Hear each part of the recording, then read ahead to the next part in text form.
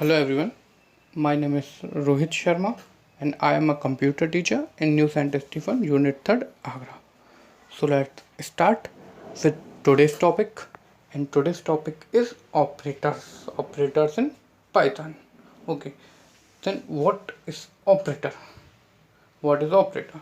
Operator is a symbol that performs certain operation. Operator वो symbol होते हैं, ये सिंबल होते हैं जो कुछ परफॉर्म करते हैं, कोई भी एक्शन परफॉर्म करते हैं, कोई भी ऑपरेशन परफॉर्म करते हैं, जैसे कि addition, subtraction, less than, greater than, ऐसा कोई ऑपरेशन परफॉर्म जो करते हैं वो होते हैं हमारे ऑपरेटर। टोटल 6 टाइप के ऑपरेटर हैं पाइथन में हमारे। First one is arithmetic, second one is relational, third one is logical, next is bitwise, fifth is assignment operator and last one is special operator. अब हम एक एक करके इन सारे ऑपरेटर्स को देखते हैं। First one operator is arithmetic operator. तो there are 7 type of arithmetic operator. Arithmetic operator भी 7 टाइप के होते हैं। First one is addition, second one is subtraction, third one is multiplication, fourth division, fifth modulo, six floor division and last one is exponent operator, जैसे हम power operator भी बोलते हैं। Okay, तो यहाँ देखिए प्लस, मल्टीप्लिकेशन, डिवीज़न, ये तो आपको क्लियर दिख रहे होंगे। अब जो डिवाइड करने के लिए नंबर को यूज़ करते हैं वो है डिवीज़न, मॉड्यूलो और फ्लोर डिवीज़न। ओके, डिवाइड के लिए ये 3 ऑपरेटर हैं। अब देखते हैं किस ऑपरेटर से क्या आंसर आता है। आंसर की नीड के अकॉर्डिंग ही हम उस ऑपरेटर को यूज़ करेंगे। ओके, तो देखिए यहाँ पे कुछ एक प्रोग्राम दिया है छोटा सा, जिसमें a इक्वल टू 10 और b equal to two value assign की गई है, और फिर a प्लस b इन दो आइडेंटिफायर को लेकर एक एक करके सारे ऑपरेटर्स को यूज़ किया गया है। सबसे पहले a plus b, then a minus b, then a multiplication b and so on. तो इसको हम प्रैक्टिकली करके देखते हैं ना। पाइथन इंटरप्रेटर पायरॉइड 3 ऑन कर लेते हैं। ओके, यहाँ हम एक न्यू प्रोग्राम ले लेते हैं, न्यू। ओके, अब स्टार्ट करते हैं। ए इक्वल टू, हम यहाँ कोई भी वैल्यू असाइन करा लेते हैं किसी वेरिएबल में। फॉर एग्जांपल मैंने किया 15, ए इक्वल टू 15। ठीक है, नेक्स्ट लेते हैं हम बी इक्वल टू 2। ओके, कोई भी वैल्यू ले सकते हैं, वहाँ 10 एंड 2 लिए हमने, 15 एंड 2 लिए। अब देखते हैं प्रिंट, फॉर एग्जांपल मुझे प्रिंट कराना है a प्लस बी। तो a प्लस बी को मैंने इन्वर्टेड कॉमा में लिखा है, मीन्स ये एज इट इज प्रिंट होगा। इनकी वैल्यू यहाँ नहीं आएगी क्योंकि स्ट्रिंग है। कंप्यूटर कैसे पता? क्योंकि इन्वर्टेड कॉमा या डबल कोट्स क्लोज है, तो उसे एज इट इज प्रिंट कर देगा। क्योंकि मुझे एज इट इज प्रिंट कराना है, इसलिए मैंने ये लिख दिया। अब चेक करते हैं आउटपुट क्या आएगा। a plus b as it is है, क्यों? क्योंकि इन्वर्टेड कॉमा में क्लोज है, डबल कोट्स में। ठीक है, अब इनकी वैल्यू प्रिंट करानी है, तो हम कहीं इसके बाद यहाँ कॉमा लगाकर टाइप कर देते हैं a प्लस बी। ओके, अब क्योंकि इन्वर्टेड कॉमा नहीं है तो यहाँ इनकी वैल्यू एक्सेस होगी। ओके, देखते हैं अब आउटपुट क्या आता है। a plus b, output is 17। Okay, अगर मैं यहाँ इक्वल का साइन भी लिख देता हूँ, इक्वल, अब आउटपुट क्या आएगा? a plus B equal value जो 15 प्लस 2 17। ओके, आइए नेक्स्ट ऑपरेटर की तरफ देखते हैं हम। Next operator is subtraction, and a minus B equal to a minus B. Okay, output, ओ यहाँ एक एरर है, हमने कॉमा यूज़ नहीं किया। जब भी आइडेंटिफायर और लिटरल हम यूज़ करते हैं एक ही साथ एक ही स्टेटमेंट में, तो बीच पे हम कॉमा यूज़ करते हैं। ओके, अदरवाइज वहाँ एक एरर शो होगी। ठीक है, a minus B equal to 13, a 15, b equal to 2। अच्छा, अगर हम b माइनस ए करते हैं तो b माइनस ए, सॉरी b माइनस 2 हो गया है, b माइनस ए। ओके, अब देखते हैं आउटपुट क्या आता है। माइनस के 13, जो कि आना चाहिए। ओके, अब नेक्स्ट आते हैं हम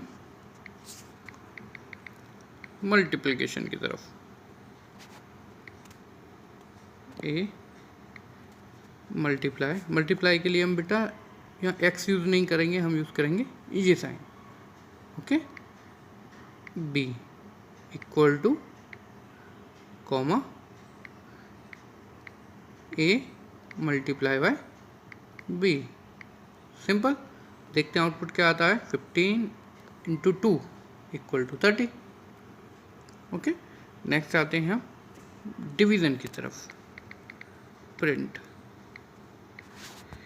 ए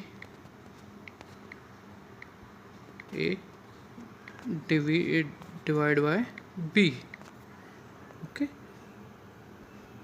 इक्वल कॉमा और ए डिवाइडेड बाय बी। बेटा यहाँ बैक स्लैश नहीं स्लैश यूज़ करेंगे। ओके, यहाँ दो सिंबल होते हैं, एक है ये है स्लैश और एक होता है ये बैक स्लैश। हम कौन सा यूज़ करते हैं यहाँ? स्लैश। ओके, ये स्लैश। चलिए देखते हैं आउटपुट क्या आता है। ओके, 15 को अगर हम 2 से डिवाइड करते हैं तो आउटपुट आता है 7.5, वो यहाँ शो हो गया है। नेक्स्ट आते हैं हम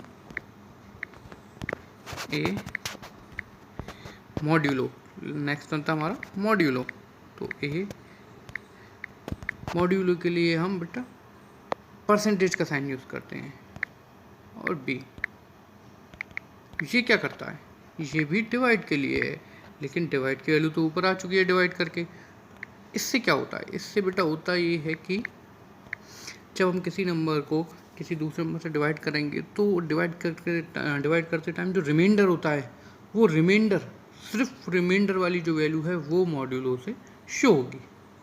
ओके, अगर हमें सिर्फ किसी वैल्यू में जब हम प्रोग्रामिंग यूज़ कर रहे हो हमें सिर्फ रिमाइंडर चाहिए, उसका क्वेश्चन नहीं चाहिए, वो यूज़ ही नहीं करना, उसको रिमाइंडर यूज़ करना है, रिमाइंडर यूज़ करना है, तो हम क्या यूज़ करेंगे? मॉड्यूलो। डिवाइड यूज़ नहीं करेंगे, डिवाइड तो एग्जैक्ट वैल्यू आएगी, एग्जैक्ट नहीं चाहिए, हमें चाहिए जो रिमाइंडर आ रहा है वो, पॉइंट की वैल्यू यूज़ नहीं करनी है हमें। ठीक है, नेक्स्ट देखते हैं इससे। ये देखिए, ओके 1 आ चुका है।